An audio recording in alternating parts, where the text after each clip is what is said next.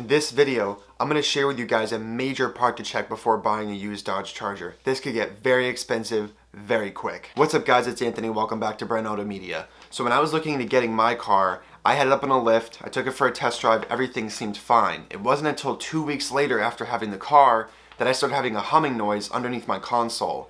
It was a vibration that happened under acceleration, and it took me a while to figure out what the noise is coming from. It wasn't until we had it jacked up and started moving things around that I realized I had play in my drive shaft. The center support bearing was completely worn out and I could pull on my drive shaft like a city bus signal cord.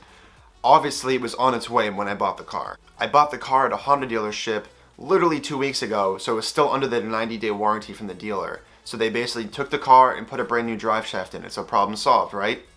No.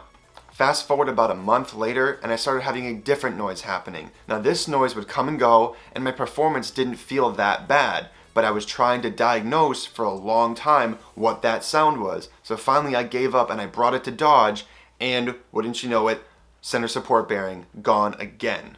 Now it could be one or two things. Either Honda didn't put in a genuine part from Dodge like they told me they did, or they didn't do something right. So since my car is still under factory warranty, Dodge replaced the whole drive shaft again at no cost. But I'm telling you right now, if this thing goes again, I'm going to get a one-piece drive shaft that's built for more horses if this carriage keeps breaking. At least the first two are on the house. I'm glad I got that drive shaft fixed when I did, because if I had let that go longer, I'd have some serious damage going on in my car. The last thing I need is having my drive shaft fall on the highway and having the 4th of July dragging behind me. So 8 months later, after getting that new drive shaft put in by Dodge, I've had no issues and the car is running great, which leads me to believe that something was kind of screwy going on with that last part, not the car. Comment below if you've ever had this problem with your car, whether it be Mopar or not, to help out the next guy. In no way, shape, or form am I saying not to get a Charger. I'm just saying if you buy a used one to check it before you buy it.